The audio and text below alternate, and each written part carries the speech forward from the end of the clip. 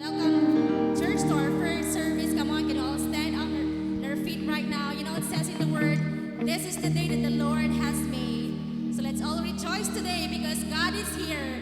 God is in our presence right now. And we are glad that we are together again and we are ready to worship and praise our God. Come on, let's clap our hands together. Thank you, Lord. We worship you and we give you praise in this place. Amen. Come on.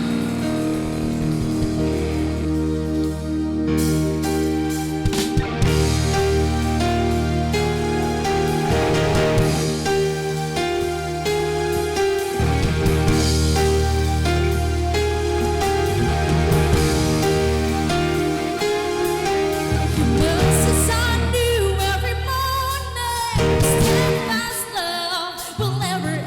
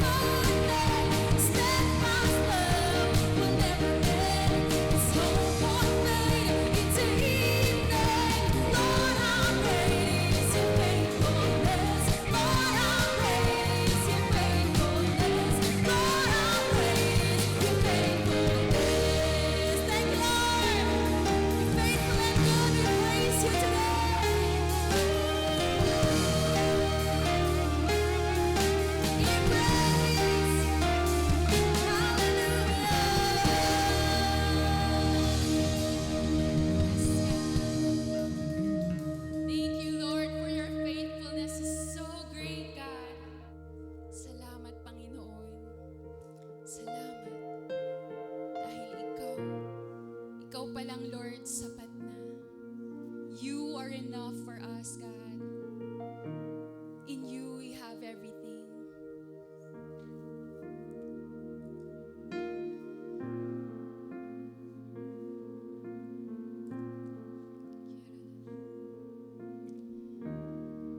Let's sing this song from the bottom of our hearts right now. Awitan natin ang ating Panginoon.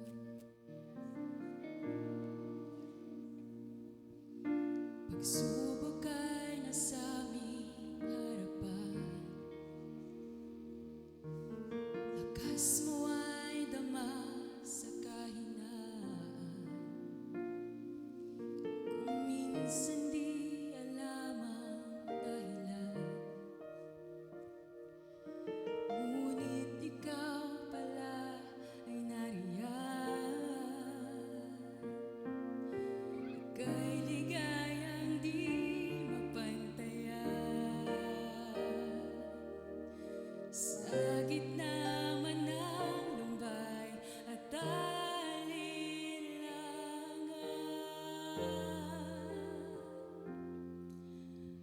O Panginoon, ang pag-ibig mo'y higit sa kayang ibigay ng mundo. Katapatan mo, ihahayag ko upang makilala ang ngalan mo, Panginoon.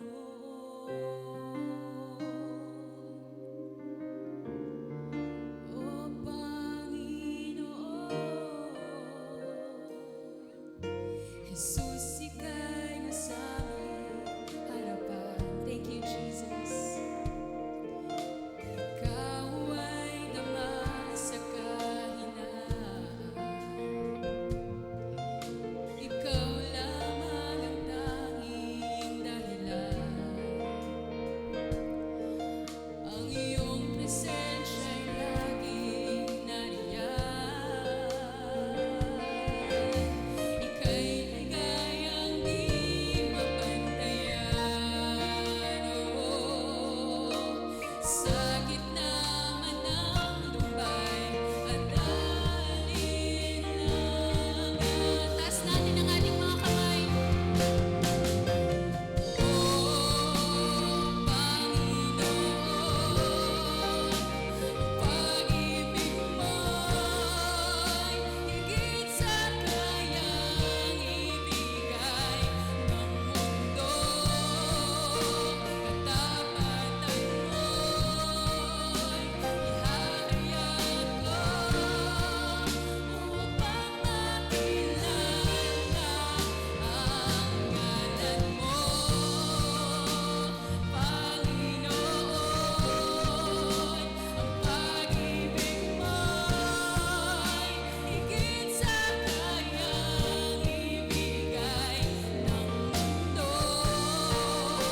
Katapatan mo'y ihahayag ko upang makilala ang ngalan mo,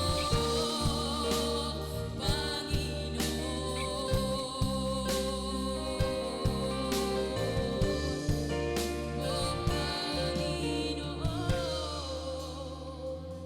Sapat ang biyayang nagmula sa'yo, sapat ang kaluwalhatian mo, sapat ang kapangyarihang taglay mo. Buong galak itataas ka, O Kristo. Awitin natin. Sapat ang biyayang nagmula sa'yo, sapat ang kaluwalhatian mo, sapat ang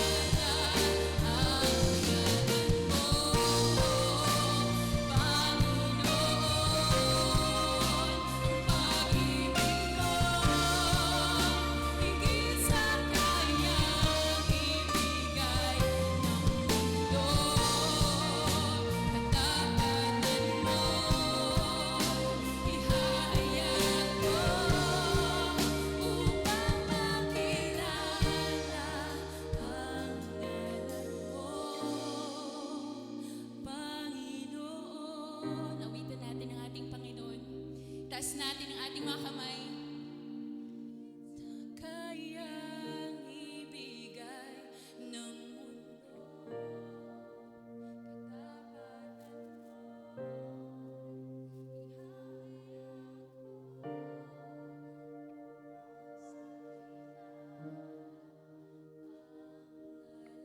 mo, Panginoon. Pag-ibig mo'y higit sa kayang ibigay ng mundo. Katapatan mo'y ihahayag ko upang makilala ang ngalan mo, Panginoon.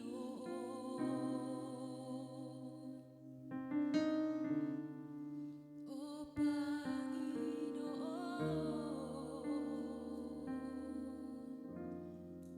Thank you, Lord.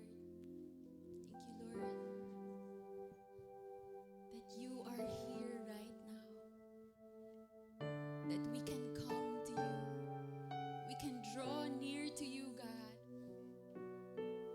Thank you, Jesus. Yes, Jesus. Let's continue to worship the Lord. If there's anything that is hindering you to come into His presence, just lay it all down to Him. Come on, church. God is waiting for you to come draw near into His presence and worship Him. Thank you, Jesus. We draw near to the cross, where your blood was shed for us, and all things we count as loss.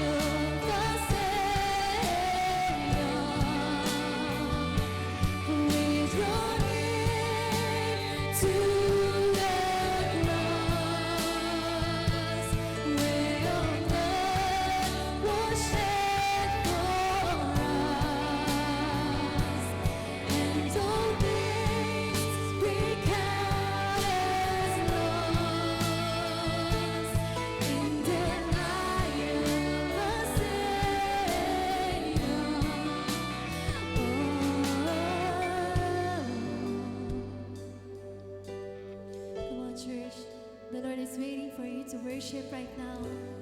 Let's all declare that He paid everything on the cross so that we could come to Him to worship Him. Right now, let's all together declare this, that if the Son has set us free, we are free indeed. Come on. If the Son set us free, we are free indeed. We are free indeed.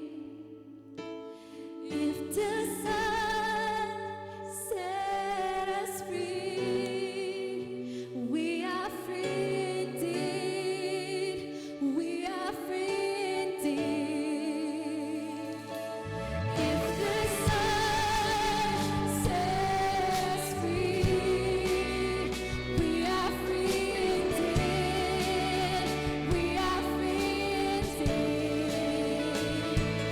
If the Son set us free, we are free indeed.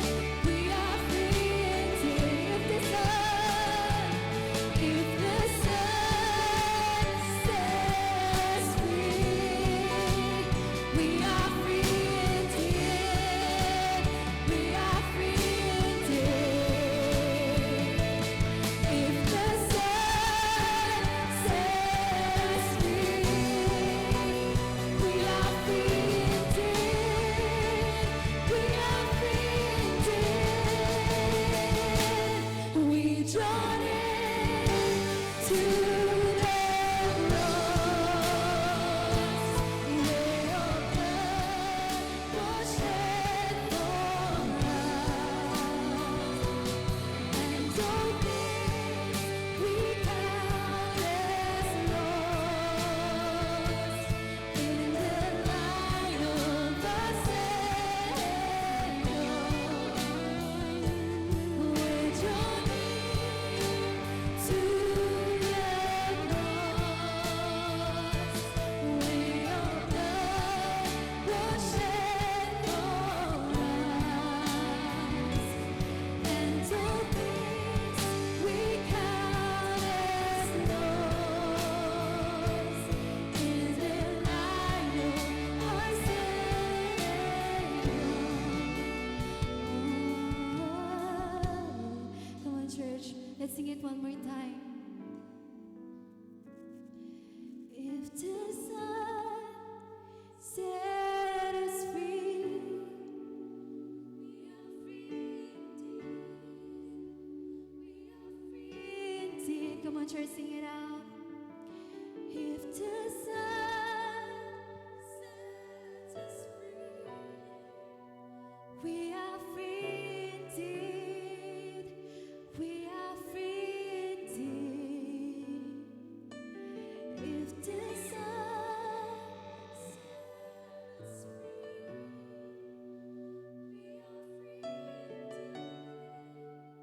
we are free indeed. We are free indeed. Thank you, Jesus. Thank you, God.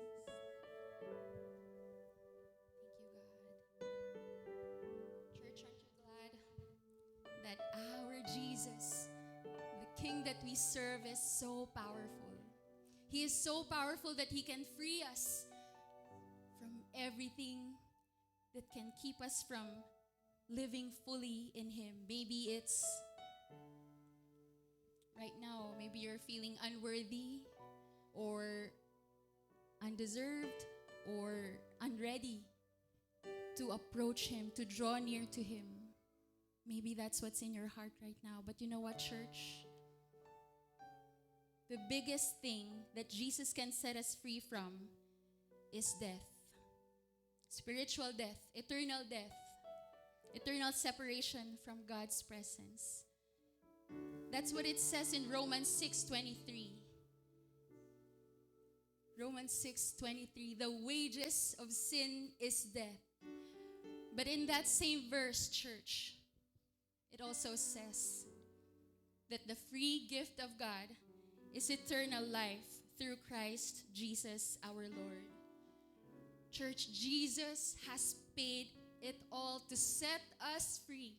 even a death on a cross, the most humiliating death anyone could experience, could go through, could die with, could die from. Jesus paid it all. It is finished. Tetelestai. We are free, church. Not to sin. We are free to love Him. We are free to serve Him. Because He has set us free. We can approach Him. We can draw near to Him. So even if maybe right now there's some whispers in your head saying, I'm not worthy. I'm undeserved to approach God. I'm not ready. Church, God is already calling you. God wants you to draw near. So why don't we just sing that one more time and declare it and own it and claim it and know that it is true. Let's sing that chorus once again. We are free indeed.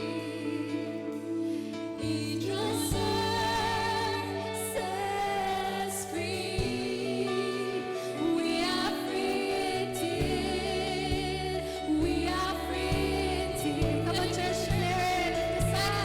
If the Son sets free, we are free indeed. We are free indeed. If the Son sets free, we are free indeed. We are free indeed. If the Son sets free, we are free indeed. We are free indeed. If the Son sets free, we are free indeed. We are free indeed.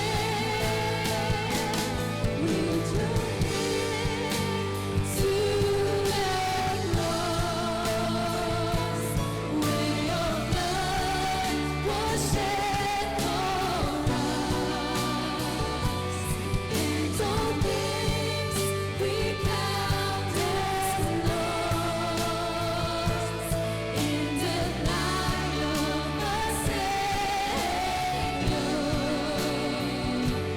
We draw near to the cross where your blood was shed for us, and all things we count as lost in the light of our Savior. Thank you, Jesus, for your finished work on the cross. Through it, we have a way to be saved. Through it, we have a way to draw closer. Through it, through the cross, God, we are counted righteous. Thank you, Jesus. Thank you, Jesus. Come on, let's give our God a clap of praise.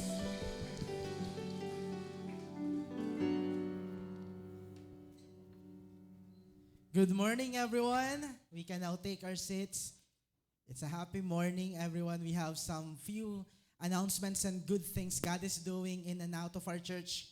Right. So the first one, before we have our proper service, we are having our Making Disciples and Empowering classes for Mangaldan and Manawag. So ano po yung ginagawa nito? Every Sundays, 4 p.m. to 6 p.m., we are doing this to equip believers to share the gospel and empower them to make disciples.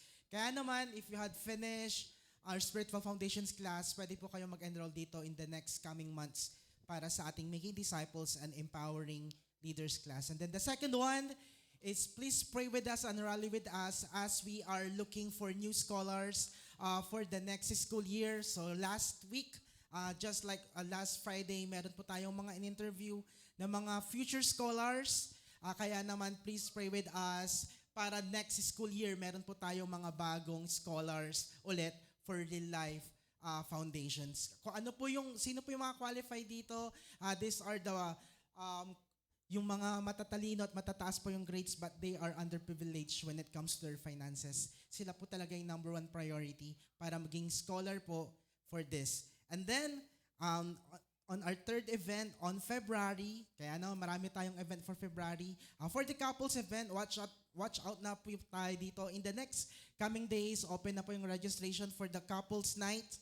This coming Feb 13 to 14, sa mga mag-asawa, this is the best event for you.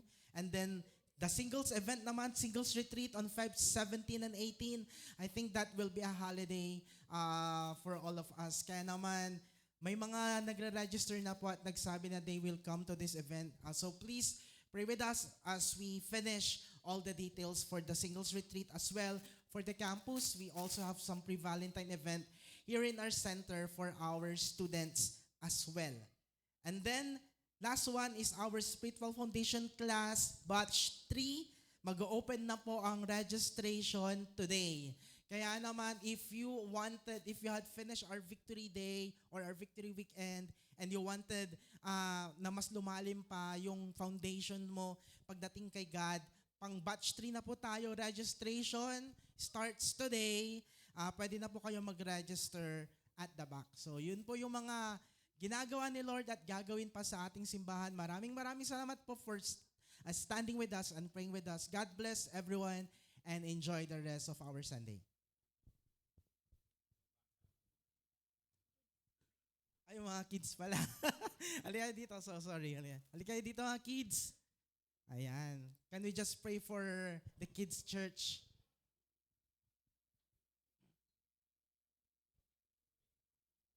All right, can we just stretch our hands and pray for the future of our nations and future of the society? Lord, we thank you and we just wanted, God, to give to you, Lord God, the lives of these children. God, may you just always give them the childlike faith, God, that you really adores, God. And that is my prayer, God, that as they are growing, God, they will be forever grateful and they will always go to you and they will always see you as their personal Father, God, a loving Father for them, God, that they will guide them, instruct them, Lord God, and even bless them, Lord. We thank you, God, for their very lives, and we just wanted, Lord God, to pray for them, God, as you pursue them as well, Lord. Maraming salamat po, Lord.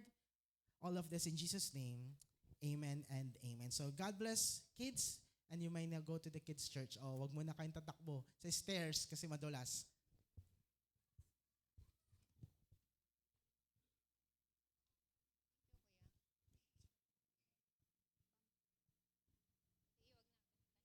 Morning, church. All right, saktong-sakto, okay? Right after this, I'm going to Manawag again to preach there. Okay, tapusin na po natin yung series natin kasi napakaganda po itong week number 4. Okay, sino dito may natutunan sa last 3 weeks na natin, the mission? Okay? Honestly speaking, habang palalim ng palalim ang natututunan po natin, diba? Napakagandang mamuhay bilang Kristiyano. By the way, I would like to introduce myself. I'm Pastor Joseph. Okay, I'm the senior pastor here and mamaya pupunta rin ulit ako ng Manawag. I'm also the senior pastor there but I have to preach there time and time again. Okay, thank you Jesus. Hallelujah. Okay, if you have a Bible with you, okay, ang topic po natin ngayon is the church mission, week number 4. If you have a Bible, please turn with me in the book of John chapter 4, verses 34 to 38. Kung nandiyan kayo, I'm using ESV version. Ito po sinabi po dyan.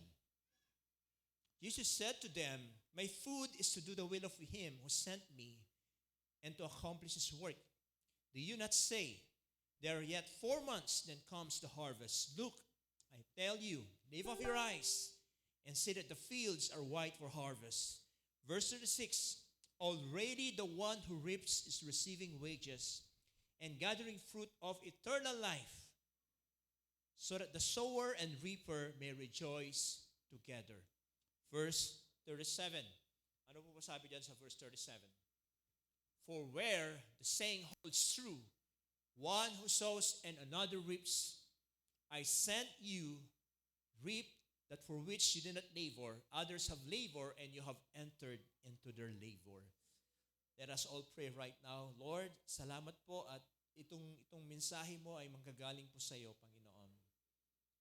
You commanded us to go and make disciples.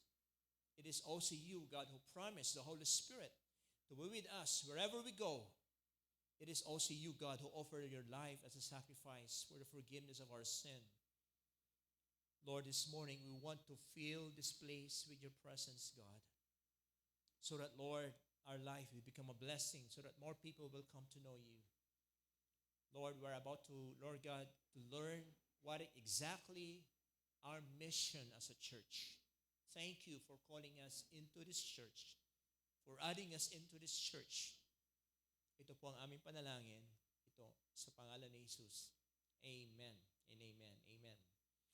Alam niyo po yung binasa natin kanina, may istorya pong pinanggagalingan po nun. Okay? Jesus and the Samaritan woman. Anong ginagawa ng Samaritan woman? Nag-iigib po siya.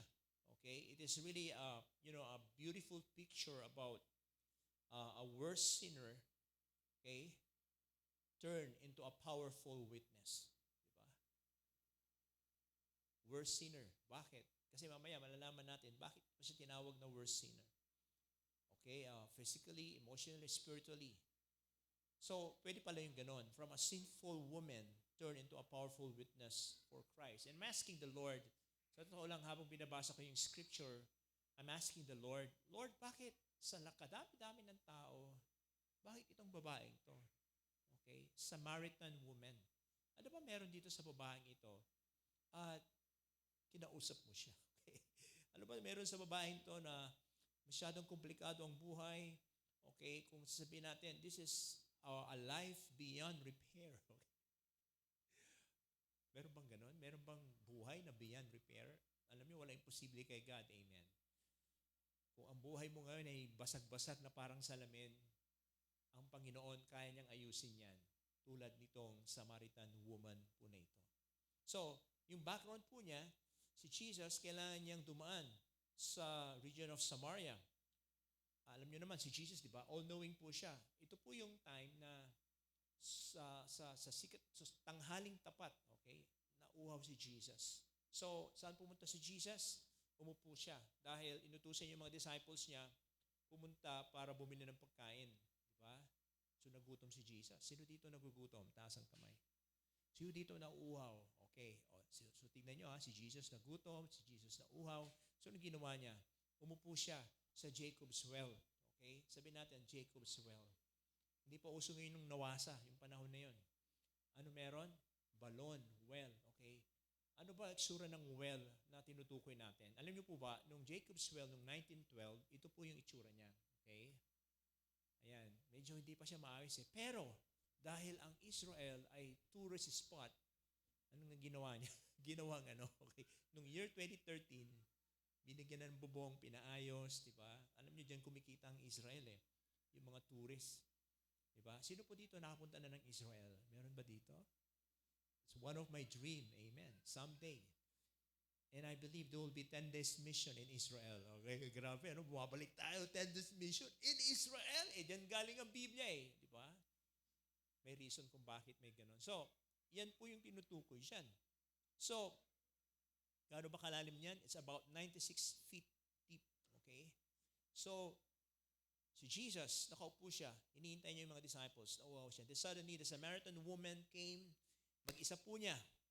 Okay? Bakit siya mag-isa? At bakit sa oras is tanghaling tapat? Okay? Ang alam ko dyan kapag nag-iigib yung mga babae dyan, yung mga tao, hindi more, in the afternoon, right? Sabi, 6 hour. Tanghaling tapat po yan. Morning dapat. Pero bakit mag-isa niya at tanghaling tapat pa? It's because this woman came to the well alone because he was considered an outcast in her village. Okay? Wala siyang reputasyon. Her reputation around the town was pretty low, sobrang baba. He was not respectable woman. That's why he arrived in the middle of the day. so that she will not be harassed by respectable women who live on that area. So can you imagine yung situation po niya, yung feeling of rejection? Parang ayoko may makita ako kasi pag nakita ko okay, ano nga bang ginawa niya? Bakit nire-reject siya ng mga tao? Mamaya malalaman po natin. So, yung time po na yan, God used the very place, this place, Jacob's well, the ancient Jacob's well, turn into a welcome entry of her life.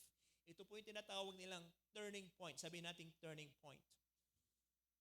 Turning point. Bawat tao may turning point. Bawat tao merong oras para sa Panginoon. And I believe, okay, especially lost people, parang tayo noon, di ba? May turning point tayo sa buhay natin. Di ba? Itong babaeng to, hindi respetado, hindi lang siya sobrang, marami din siyang pasanan. Okay? Di ba? I believe each person, God has a place for them. God has His own timing, His own way of putting them into the right spot. Just like Zacchaeus. Remember Zacchaeus?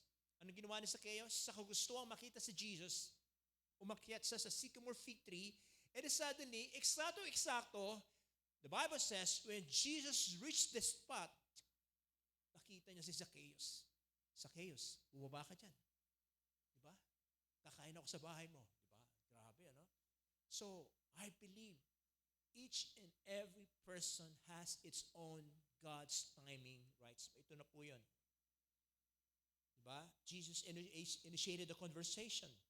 Ano sabi ni Jesus? Give me a drink. Diba? Asking water. But the woman responded with a feeling of rejection at the same time. Surprise. Ano sabi ng woman? You are a Jew. I am a Samaritan. We should not be talking to each other. Diba? See the rejection? Diba? Bakit mo ako kinakausap? And why are you asking me for a drink? Diba? Verse 9. Sabi po dyan. Sa verse 9. Okay? Wala ba yung verse 9? Sorry, okay. The Samaritan woman said to him, how is it that you, a Jew, ask for a drink from me, a woman of Samaria? Diba? Jesus answered her, if you knew the gift of God and who it is that is saying to you, give me a drink, you would ask him that he would give you a living water. So, una, well, puro W, ano? And then, biglang naging water. From ordinary water to a life-giving water. Dalawang minention ni Jesus yan. The gift of God. Salvation is free. Tapos, sinabi niya, kung alam mo lang kung sino ang humihingi sa'yo ng tubig. So, Jesus was about to expose his life that he is more than a prophet. He is the Savior, the Messiah, the Lord. So, from the ordinary water, which is so temporary, hinihingi ng babae, pero may counter-offer si Jesus. Pag binigyan mo ako ng tubig, may bibigay din ako sa'yo. Di ba? Yung tubig na hindi mo kailangang sumalok dito. Yung tubig na masasatisfy yung buhay mo. Yung tubig na makukumpleto mo. He was talking actually his very own self. Si Jesus. Kung meron ka, kung meron ako ikaw, okay, tama ba yung term? Kung meron ka sa buhay, meron ako sa buhay mo. Okay? Hindi ka na mauuhaw. Okay? So, sabi niya sa verse 14, okay? Jesus said to her, everyone who drinks of this water will be thirsty again. But whoever drinks of the water that I will give him will never be thirsty again. The water that I will give him will become in him a spring of water welling up to eternal life. Siyempre, nung narinig ng woman yan, anong sabi ng woman? Sir, give me this water so that I will not be thirsty or have to come. Para bang sinasabi niya, pagod na ako sa kakapunta dito. Pagod na ako sa hiding ng sarili kong buhay. Hiyang-hiya na ako. Kaya Lord, sige na, bigay mo na yan para hindi na ako pumunta dito. Sino dito may kilala kang ganun tao? Pagod na sa buhay niya, di ba? Pagod na pagod sa katatago sa mga kasalanan. At sobrang hiya niya na to the point na, okay, minsanan mo na lang ibigay. So ang sinabi ni Jesus, if you're going to read, Jesus commanded her to call her husband. Pero alam ni Jesus, wala siyang asawa. Di ba? Alam ni Jesus kung sino siya, anong klaseng buhay meron siya. So the woman denied that she has no husband. But Jesus confronted her, okay, that she has 5 husbands. In addition, plus, you're living with somebody who is not your husband. So, can you imagine that? Nakalimang asawa po siya. Plus, meron pang kinakasama siya. You know, honestly speaking, Jesus was not really that straightforward or confrontational person. Alam niyo yung pagkakasabi? Ang ganda yung pagkakasabi ni Jesus eh. Jesus said to her, you are right in saying you have no husband. For you have 5 husbands. And the one you now have is not your husband. So, tama nga yung sinabi mo, di ba? Parang galing ni Jesus, ano? Di ba? Hindi siya confrontational, hindi siya nagpapahiya. Okay? Sino dito, you like gusto niyo si Jesus, di ba? Alam mo, ang galing talaga ni Lord mag-converse. Okay? So, kinonfront po siya ni Jesus, kung ano siya, kung sino siya. Okay? And then suddenly, biglang nagbawang ihip ng hangin. Sabi niya, Sir, I can see that you are a prophet. Di ba? Biglang binago niya, di ba? Change yung topic. And then, from well, naging water, at this time, naging worship. Okay? Worship, puro W. Okay? So, sabi niya, my ancestors, my forefathers, ito, parang iniugnay niya yung sarili niya na, di ba, na dati-rati, ganito, ganyan. Okay? Alam niyo po, pinag-aralan po natin ito, ano? Honestly, ano ba, bakit ang Samaritan woman na ito, iniuugnay niya ang sarili niya sa forefathers niya? Ano ba meron sa Samaria? At bakit siya tinawag na Samaritan? Because, pag sinabing Samaritan, half Jew, half Gentile, may mix po yan eh. Ayan ang pinagbabawal ni God sa mga Israel. Okay? When Israel separated from Judah after the death of Solomon, nahati po yung kingdom. Meron yung North Kingdom and then South Kingdom. Sa bandang baba, South Kingdom, nandiyan yung Jerusalem. Okay? Kaso nga lang, dahil masyado na raw malayo, you know what? The Northern Kingdom, they established a temple and they decided, magtayo tayo ng temple para 2 templo, pero isa lang naman talaga ang temple sa Jerusalem. Because of their rebellious heart, nagtayo po sila ng isang lugar na they can worship the Lord. Okay? But honestly speaking, di ba, nagkaroon po sila ng kasalanan doon because the Samaritan leaders established a worship center saan? Sa Gerizim, sa parting north. And obviously, the Samaritan religious leaders could not let their people journey to Jerusalem every year to worship the Lord. So in their minds, they needed a God for the northern kingdom. Ito po yung mga kanununuan ng Samaritan woman. So you get the point? Yun po yung pinanguhugutan niyan. So, yung mga Samaritans, they used the scripture what they wanted. Pwede naman kami siguro magtayo ng ano dito eh. Kasi sabi sa book of ganito, ganyan, chapter 27 of book of Deuteronomy. So, totoo lang, hindi po pwede yon kay Lord. Diba? Gusto ni Lord magkaisa po sila.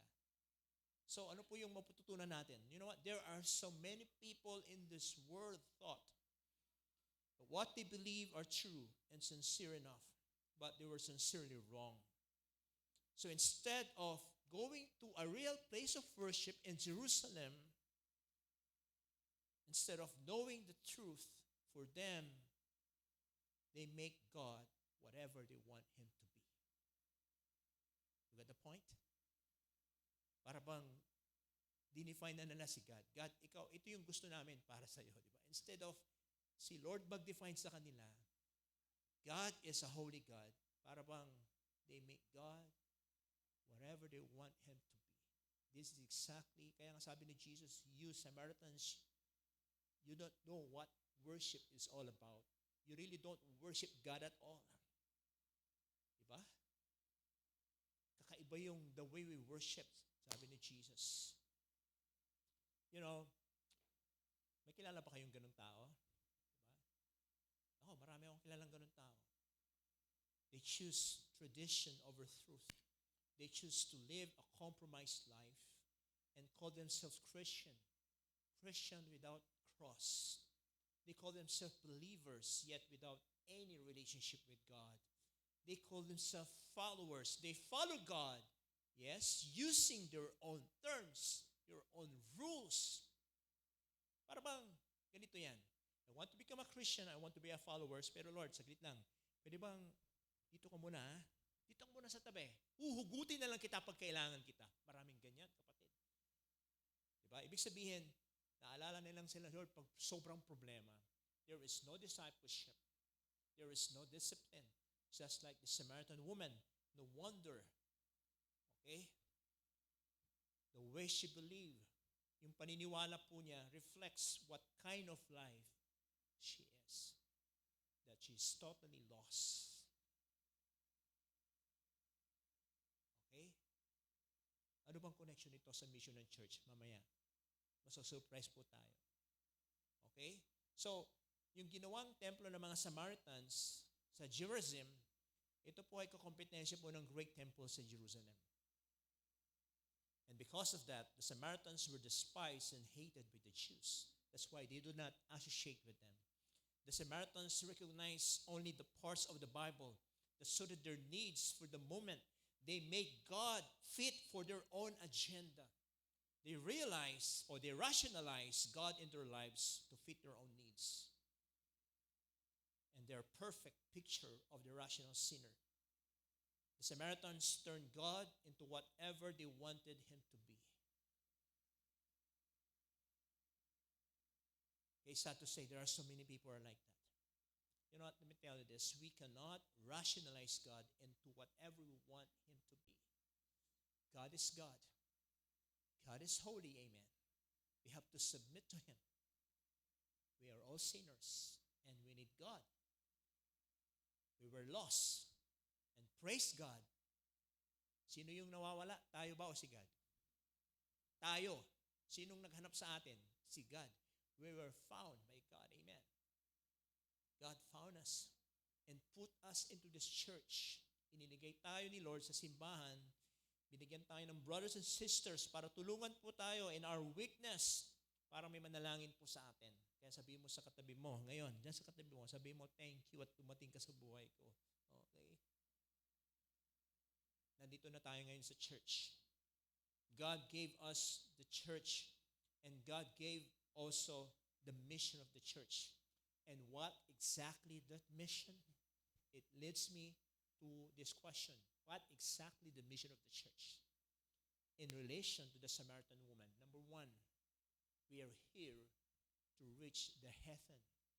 Ano yung heathen? Sandali lang. Okay? My vocabulary is not vocabularizing. Okay? Vocabularizing. Okay? The heathen means unbeliever, compromiser, pagan. We are here. The mission of the church, number one, is to reach the unbelievers, the lost people, like this Samaritan woman. The church is to reach the unreached, those people who created their own religion, those who define God, those who worship God on their own terms. They created God on whatever they wanted him to be. That is our mission. Hello? Klaro po ba yun? Parang hindi ata klaro. Gusto nyo explain ko ulit? Okay. Okay, yung binasa po nating, di ba, ano ba ang tsura ng isang Kristiyanong self-confess? Kasi sabi niya Kristiyano siya, pero hindi po talaga siya Kristiyano. Okay? Sa binasa nating scripture, yung outcome ng buhay po niya, something what she believed, something that, yung anong pinapaniwalaan niya about worship. In other words, you become what you worship. You become what you believe. So if you believe that God is not really that priority, that God is nandiyan lang sa tabi, kung kailangan mo lang siya, saka mo siya kukunin, saka mo siya palalabasin, I'm telling you, hindi ko alam kung anong klase itsura ng buhay pagiging Kristiyano po natin. No conviction at all. Verse 21 to verse 22, Jesus said to her, "Woman, believe me, the hour is coming when neither this mountain nor in Jerusalem will you worship the Father. You worship what you do not know. We worship what we know. For salvation is from the Jews. Diba? I have this wonderful question that I would like to throw it right here in this morning. Ang tanong dito is God obligated to offer salvation to the followers of other religions? Obligado ba si God para i-offer yung kaligtasan sa mga followers na hindi naman talaga totoong mananampalataya sa Kanya? Diba? Kung titinan po natin, based on the context, the Samaritans were descended from Abraham, and they intermarried and mixed with the Medes and the Persians. They live also in the promised land. But they centered their culture around the historic, ito yung Jacob's well. Okay? In other words, kahit sabihin po natin ganun na nangyari, kahit papano, malapit-lapit na rin sila kahit papano, di ba? Kahit papano, di ba? May kilala ho ba kayong ganon? Yung malapit-lapit sila, di ba? Alam mo yun, kulang na lang. Kulang na lang, di ba? They believe in Trinity. Yes. They believe in Jesus. Yes. Pero meron silang ibang pinapaniwalaan. Kung tinanggal lang nila yon, pwede na. At kung wala to, okay na. May kilala ba kayong ganun tao? Ako, marami na akong kilalang ganun tao. Parang Samaritan woman. They have historical view about God. Kahit papano. Alam niyo po ba? Tanging si Jesus lamang ang inoffer niya ang sarili niya. Iligtas both the Jews and the Gentiles. Okay, sino yung mga Gentiles? Tayo po yun. Compared to world religion. Magbanggit po tayo ng mga malalaking religion sa mundong to. Number 1, alam niyo po ano yan? Buddhism. Diba? Buddhism. Alam niyo po ba? The Buddhists affirm a peaceful lifestyle. But history shows that many of their priests, ano yung mga monk? Ano po sila? Martial arts, di ba? Okay, alam niyo po ba yan? Para bang, uy, ang ganda, talagang karate, and all those things, di ba? Ang gagaling po nila. Pero ano niyo po ba? There was a time that they led a bloody revolutions. Wow. Okay, ano pa? Ito, Hindu, ayan, di ba? Alam niyo po ba yung mga, di ba? Nandiyan si Shiva, si Brahma, si Vishnu, alam niyo po yun, Hindu yan eh. Di ba? The Hindu religion affirms respect to Mother Nature, but they neglect human suffering. Ayan. Kaya ito yung mga taong nakaganyan, di ba? Umaba na yung mga balbas nila, di ba? Hanggang sa, suffering eh. They reject it. So, ito yung mga major religions sa mundo. Ayan. Alam niyo naman po yan, di ba? Di ba? Saan po yan? Saudi Arabia ba yan, bro? Saudi Arabia? Mecca, di ba? Oh, pag nandiyan ka raw, kung ikaw ay Muslim, you are privileged at least once in your life. You know, the Muslim affirmed that Jesus is God's prophet, even that Jesus was a sinless prophet. But they reject the prophecies of Jesus. Diba? Tanging ang Christianity lamang ang tanging kumikilala sa ginawa ni Jesus sa cross. Tanging ang mga Kristiyano lamang, tayo po yon. Si Jesus, in-extend po niya yung salvation at kung sakaling tinanggap nila si Jesus, makakalasap po sila ng buhay na walang hanggan. Yun po yung mission po natin. Amen po ba? Amen? So as we reach them, those who are lost, we will tell the good news about Jesus has done on the cross for their salvation. Parang ganun sa Samaritan woman. So, from pagan worship, akala nila, ang ganda ng ginagawa na, akala nila totoong worship into a true, acceptable worship to God. So, palalim ng palalim, di ba? Well, water, worship. Diba? So, balikan po natin yung text. So, nireveal niya na po. Alam mo sabi ng babae, sino ba siya? Alam mo sabi ng Jesus, ako, yung kumakausap sa iyo. Alam mo sa sobrang gulat niya. Ito po yung sabi sa Bible. Dito yung sa sobrang gulat niya. So the woman left her water jar and went away into the town and said to the people, "Come, see a man who told me all that I ever did. Can this be the Christ?" They went out of the town and were coming to him. Okay, so they went out of the town. Sino yung they? Ito yung mga pinagsasabihan ng Samaritan woman. At sila, yung they, pupunta sila kanino? Kay Jesus. Ito na, nagigets nyo na po? Okay?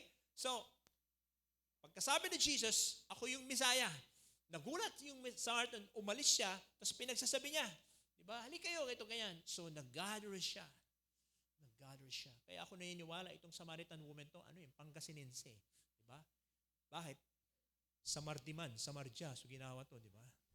Sinamar to rarame, kaibigan to, alay kayo ta, ni walay, baka kasi kayo.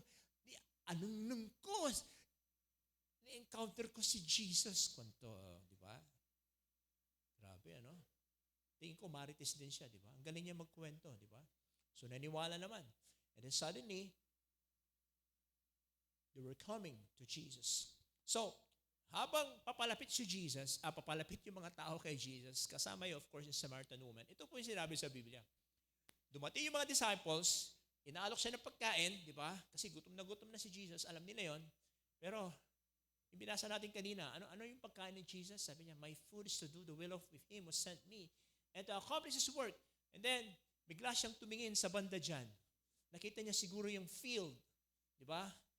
Do you not say 4 months, then comes the harvest? Diba? Pinakita ni Jesus yung totoong palayan. And then, biglang tumingin sa tapos bigla niya, "Look, I tell you, lift up your eyes and see that the fields are white." Alam niyo yung tinutukoy niya dito yung harvest. Yung mga tao na paparating, ito yung harvest. Ito yung totoong harvest. Diba? Hindi yung literal na palay dyan. Eto, ayan na. Yan, yung Samaritan woman. Paparating na sila sa akin. Okay?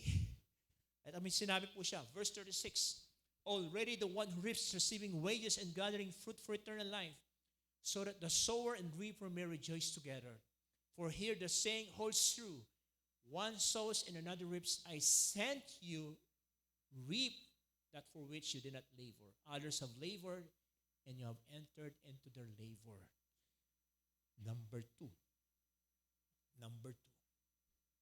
We are not only called, our mission is not only to reach the heathen, but also reap the harvest. Amen. Hello.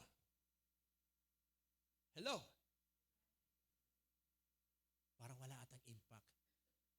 So, ano yung harvest? Okay. I'm talking about the souls of people coming to Jesus. They really want to this time to become a real Christian. I remember Pastor Mark Constantino. Kilala niyo ba si Pastor Mark? We are having some coffee after our anniversary. May kinikwento po siya eh. Matagal po sila nag-usap ng ating bishop. Okay? Tinawagan po siya. Siguro oras ang tinawag niya. Sabi daw ni Bishop Manny sa kanya, "Pastor, where are you?" "I'm in Mangaldan. 25th anniversary." "Good. Okay, when you go back here in Manila, I want you to gather as many evangelists." Okay? Why? Because merong bagong patayong kulungan sa Quezon City na marami ang makukulong. Okay? Alam niyo na po ang ibig ko po sabihin. And they need Christ. Opportunity for you to share the gospel to those makukulong. Thousands daw po. Okay. Wow. Harvest. Amen. Parang ibang tingin nyo sa akin. Parang ibang iniisip nyo sa akin. Tama ang iniisip ko sa iniisip nyo. Nagaganap na po ngayon. Amen? Come on now. That's harvest. Come on. O ngayon, kung ikaw naman yung taong hindi ka maawain, kulinan mo laratay kin, raratay matatakot, ay impyerno lararatan. Okay, listen. Hindi po dapat tayo ganon. Amen. Hello? they also need Jesus. Last Friday, I was talking with our principal right there, Principal Castillo. There's an open door for our student leaders. Tama ba yung term SSG? Student Supreme Council ba? O government? Student Supreme Government. Okay, sabi niya, we can gather SSG officers and share the gospel to them. Sa mga teachers. Ano pa? Sa mga estudyante. Totoo lang, there are a lot of open doors. Si Lord na ang gumagawa ng paraan. Amen. Amen. Naniniwala ho ba kayo? Si Lord na ang gumagawa ng paraan. Ano ang gagawin natin? Tutuwa nga lang po tayo dito. Diba? Maghihintay lang po nating, diba? Mabulok yung harvest na yan. Ma-perish yung mga harvest na yan at tuluyan silang mamatay diretso sa impyerno. Gusto ba natin yung ganon? Hindi po tayo papayag na wala tayong gagawin. Amen. Wala akong narinig. Ulitin ko ulit. Hindi po tayo papayag na wala tayong gagawin. Amen. Hindi po tayo papayag na mabubulok at masasayang na lang ang harvest. Hindi tayo magiging passive lang. Magiging active po tayo. Dahil ito po ang mission natin bilang simbahan. Lahat po tayo ay magtutulungan. At kapag po tayo ay lahat nagtulungan, itong lugar po natin ngayon ay napaka-maliit na po ito. Tama po ba? Mapupuno po ito every Sunday. Naniniwala ho ba kayo? Diba? Mapupuno ito ng mga estudyanteng katulad ng mga yan. O yan. Makukulit sila, diba? O yan, tingnan mo. Diba? Okay lang yan. Okay? Pero darating yung panahon. Diba? Mag-grow din yung mga yan. Naintindihan nila. Diba? Bago sila umalis dito, grabe yung sinabi ni Pastor. Hindi ko man naintindihan, pero ang ganda dito. Di ba? Diba? Okay yan talaga eh, di ba? So, in other words, kung talaga tayo po ay nagtulungan, di ba? Mapupuno ang lugar nito ng mga estudyante, ng pamilya, ng mga businessmen and women, mga senior citizens, single couple, kids, mga PWD, iba-ibang sector, kahit pedicab drivers, welcome po dito. Diba? Dahil si Lord, willing na willing siyang baguhin po sila. Amen. Amen. O baka naman sinasabi nyo, nako kung dumadami tayo dito, di magulo. Diba? Magulo. Maraming gagamit ng CR. Mabaho na ang CR. Diba? Mahirap maglinis. Mabilis masira mga gamit. Iinit na dito ngayon. Diba? At dahil uminit, mag-overheat ang aircon, hindi na malamig. Diba? Marami ng takbo ng tipo dito, magugulo, mga bata, okay? Masyadong messy, uncomfortable, walang privacy. Yan ba ang gusto nyo? O sige, ano bang gusto nyo? Mamili po tayo. Tayo na lang dito hanggang kamatayan, ha? Tayo na lang, okay? Hanggang kamatayan, magkakapalitan na yung mga mukha natin. Yun ba yung gusto natin? Hindi ba ito dapat part ng church growth? Amen? When the church feels uncomfortable because of new faces. Para tayong pamilya dito, amen. Diba? Sa bahay po ninyo, diba? Kung merong bagong silang na sanggol, diba? Sino dito nakaranas na kayo ng gano'n? Sa bahay nyo, may bagong silang sanggol. Lahat irritable. Kasi every 2 hours umiiyak, nakaka-istorbo sa tulog. Kapag siya ay nag-poop, diba? Lahat umiiwas. Lahat lumalabas. Lahat ayaw siyang hawakan. Pero kapag bagong gising, bagong ligo, lahat gusto siyang hawakan. Lahat nang gigigil sa kanya't pinupuri. Ang gwapo naman tong batang to. Ang ganda naman tong batang to. Diba? Kung minsan, pag ginitian ka, tanggal ang pagod mo. Alam nyo, ganun na ganun ang simbahan. Pag may mga bagong dumarating, di ba? Gusto natin. Masaya, iba? Di ba? Tama ba? Tama po ba? Masaya. O, di ba? Ito mga batang to, sa tingin nyo, para bang, ito mga batang to, ang gugulo, ang ingay-ingay. Church na service eh. Pero alam nyo, the way I look at them, these are the future leaders. Tiyagaan lang po natin sila. Amen. Amen ba, mga kabataan? Di ba? Oo. Tiyagaan lang natin yung mga yan. Dahil darating yung panahon, magiging nanay, magiging tatay. Malay nyo, baka yung mayor natin, isa sa kanila someday. Come on now. Diba? So in other words, maraming problema. Totoo po yan. Pero ang mahalaga, maraming pupunta sa langit someday. Maraming mababago ang buhay. Maraming maayos ang pamilya. Magiging matitino ang mga kabataan. Magiging godly future leaders. At dahil godly po sila, wala nang kurakot. Amen. Hello! Yayaman ang ating bansa. At pag yumaman ang bansa natin, yayaman din ang simbahan natin. Di makapagtatayo tayo ng bagong simbahan. Amen. You see the domino effect of this? Kaya hindi natin talaga iniisip na problema ang church growth because nagustuhan ni Lord lahat yan. Amen. So, sabi sa verse 39, many Samaritans from that town believed in him because of the woman's testimony. He told me all that I ever did. So when the Samaritans came to him, they asked him to stay with them and stayed there for 2 days, and many more believed because of his word. They said to the woman, it is no longer because of what you said that we believe, for we have heard for ourselves, and we know that this is indeed the Savior of the world. Again, what is our mission as a church? We are not only reach the heaven, we are not only reap the harvest, but we are what? Our mission is number 3. We are to tell them, we are to reveal to them the Holy Spirit. Amen. Diba si Jesus nga, nag-spend sa kanila ng 2 days. Kailangan po natin silang i-follow up, kapatid. Amen. Hindi lang yung, ngayon, Christian ka na. Sige ha, dito ka lang ha. Alam nyo, ayaw ni Lord yung paatin-atin lang po tayo. Ayaw ni Lord yung Sunday Christian ka lang. Gusto ni Lord ma-disciple ka. Amen. We need discipleship. Amen? Para po tayo ay mag-grow. And as we end this series, I would like to say this for all of us. Victory Mangaldan, listen to me. Let us do our part to make Jesus known to all people. It is about time to get out of our comfort zone. It's about time to actively involve in honoring God and make disciples. It is about time for you and me to shine, to be light and salt of the earth.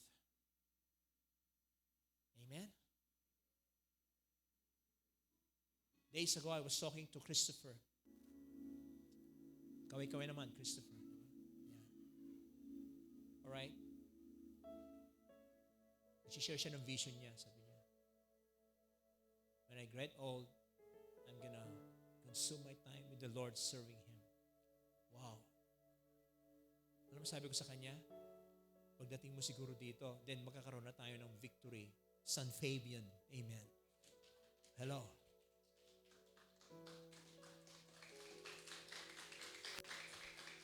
Taga San Fabian ba kayo? Grabing tipak nyo ah. Diba? Yung San Fabian, dulo na ng ano yan, diba? Tama yun sabi sa Biblia, to the ends of the earth. Kasi dagat na eh. You know, as I end this series, it reminds me a story. Diba? Doon hindi naman talaga nangyari ito, ano? Pero, explain ko lang, ano? Sa langit daw, merong isang bold angel na nagtanong kay Jesus. Diba? After nag-resurrect si Jesus, biglang may lumapit na angel kay Jesus. Sabi niya, Jesus, can I ask question? Sabi niya, yes. What is your question? Now that you are here, now that you saved them through what you have done on the cross, okay, what's next? What is your plan? Alam mo sabi ni Jesus, for the last 3 years, I spent my time training the 12 disciples. Right now, I have given them everything. I commanded them to go and make disciples. The 12 disciples. Diba? Okay. And then nag-backward yung angel. Tapos may naalala siya. Another question, follow-up question, sabi ng angel. What if the 12 disciples failed to do that? Do you have plan B? Alam mo, sabi ni Jesus, I don't have plan B. I only have plan A. If the disciples fail to go and disciple the nations, I don't have any more plan B. Amen? Come on. Praise God, the 12 disciples hindi nag-fail. Amen. Anong prueba? Christianity is spreading all over the world. Amen. And we are one of them. And the Lord said to His church, another question, another follow-up question. What if the church failed to do its mission? Do you have, again, plan C, plan B? I really don't have any plan at all. I only have plan A. Amen? So guys, listen, church. This is our mandate. This is the mission of the church, to reach the heaven, to reap the harvest, and to teach them, to reveal the Holy Spirit. Amen. Pwede po tayong tumayo ngayon. Tayo po tayo. Nalangin po tayo. Have you learned something this morning? May natutunan ho ba tayo ngayong umaga? Ang dami ko po sanang sasabihin pero I have to go. It's already time. Okay? I have to travel pa. Panginoon, salamat po. Ginamit mo ang aming simbahan para marami makilala, Lord God, ang mga dapat makilala sa iyo. Lord, commission us, Lord. Commission us to do your will. We bless your name. In Jesus' name we pray. Lahat po tayo magsabi ng Amen, Amen, Amen. Palakpakan po natin si Lord. Jessie.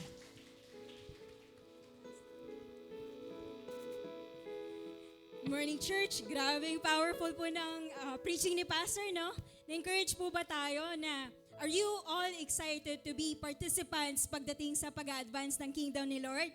Excited po ba tayo? Sana nga rin po, no? Now, part for us to be able to advance the kingdom of God is actually through our tithes and offerings. So, dadako naman po tayo sa ating pagbibigay at bakit napaka-importante rin na ang pagbibigay na ginagawa po natin sa ating Panginoon ay siya rin ginagamit rin natin sa pag-advance ng kingdom ni Lord, no? So, sa Matthew chapter 14 verses 17 to 21, basahin ko po yung ESV. And it says, "They said to him, Jesus, we have only 5 loaves here and 2 fish. And he said, bring them here to me. Then he ordered the crowds to sit down on the grass, and taking the 5 loaves and the 2 fish, he looked up to heaven and said a blessing. Then he broke the loaves and gave them to the disciples, and the disciples gave them to the crowds." Verse 20, "And they all ate and were satisfied, and they took up 12 baskets full of the broken pieces left over." Verse 21, "And those who ate were about 5,000 men, besides women and children." Actually, isa ito sa mga well-testified and well-recorded na milagro na ginawa ng ating Panginoong Hesukristo na nagpapakita kung gaano yung kanyang kapangyarihan at kakayanan para sa pagdating sa pagpapala. At kung minsan, no, mabawasan natin sa unang parte nito yung hesitation or yung mga pananaw ng mga disipulo na parang konti lang, hindi sapat. Ang nakikita lamang po nila yung 5 loaves and 2 fish. And yet, Jesus said, bring them to me. Na tayong mga Kristiyano kung minsan, no, kahit na nga Kristiyano na po tayo, kung minsan ang nakikita po natin, yung parang we don't have enough. Parang what we have is too little. Minsan yung mga ibibigay po natin, lalo sa ating tithes and offering, feeling natin kokonti, hindi sapat. No? Pero ang totoo naman, mga kapatid, no, kung minsan hindi naman talaga yung 10% na binibigay natin sa ating Panginoon, hindi yung tithes ang problema. Actually, ang sa totoo lang, yung 90% na naiiwan sa atin, doon tayo magfo-focus, no? Kasi kung minsan inaano natin na 10% ibibigay natin sa Panginoon, feeling natin magkukulang tayo. Pero actually dito na darating yung godly stewardship pagdating sa ano po yung ginagawa natin sa 90% na natitira sa atin.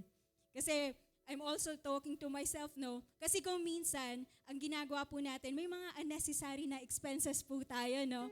Kung minsan, mahilig po tayo sa instant gratification. Kung minsan, may mga lifestyle po tayo na gusto na hindi naman talaga natin ma-afford.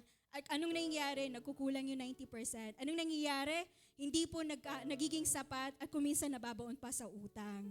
So, ang sinasabi ng Panginoon, at may mga iba, by the way, no, ina-acknowledge din natin, may mga iba na totoo namang masinop sa kanilang pera. May mga iba sa atin, masisipag naman po talaga. Sadya lamang pong limited ang sahod. Sadya lamang na may mga financial struggles, may mga problema pagdating sa pera, kahit hindi po nagiging sapat. So anong sinasabi ni Lord dito? Babalik tayo sa story, no? Ang sinasabi ni Lord, in this story, pinaupo niya yung mga tao. Jesus looked up to the heaven and He said a blessing. Dun sa 5 loaves, He broke the loaves and gave them to the disciples, and the disciples gave them to the crowd. It is very clear, mga kapatid, no? The little becomes much when we surrender it to Jesus Christ. Correct po ba? Ang feeling natin na insignificant, ang feeling natin na kokonte, ang feeling natin na hindi sapat, kapag ipinagkatiwala natin at ibinigay natin sa ating Panginoon, He is able not only to bless that, but He's able to also multiply it. Amen po ba? At hindi lamang po yun nagtatapos, hindi lamang po niya minultiply, but if you're going to take a look at it, nagkaroon pa ng overflow. Ang 5 pirasong tinapay ay naging 12 baskets that is full of broken pieces. Hindi lamang po 5 pirasong tinapay na napakain ng mga disipulo, 5,000 na mga lalaki, hindi pa kabilang ang mga babae at mga bata. So, what we can learn today, God is assuring us, no, na He will not only bless our families, He's not only going to bless us, but God is promising us of an overflow. Mag-uumapaw ang biyaya para po sa atin, at at the same time, para ang biyayang aapaw sa atin, ang siyang magiging gagamitin po natin para ma-bless rin ang iba pa. So, ang ating takeaway, Jesus can use and multiply the little that we have. He is a God who will show Himself through our limitations and even our weaknesses. All He is asking is for us to participate in our miracles and partner with Him through faith, obedience, and trust. Manalangin po tayo. Panginoon, maraming salamat po for reminding us to walk by faith and not by sight, Lord God. Maraming salamat for assuring us that from nothing you can make it into something. From our limitations and our weaknesses, Lord God, Ikaw pong mag-multiply, Ikaw pong magsusustain, Ikaw pong magdi-deliver sa amin, Lord, sa araw-araw po naming pamumuhay.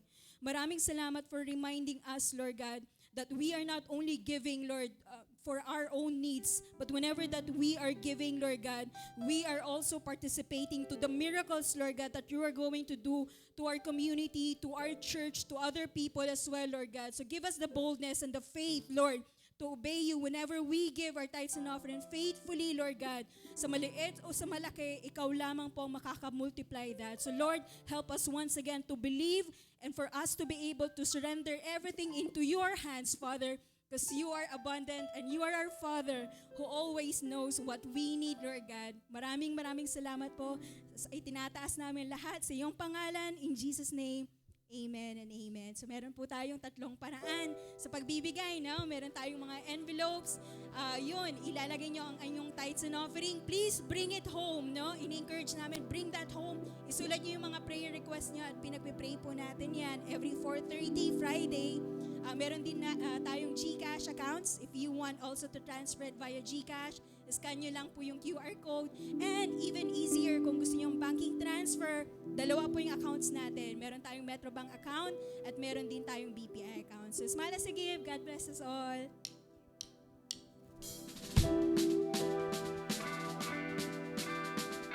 Come on, church. Let's all stand. Let's give one more praise to our Lord. Come on, let's stand our feet.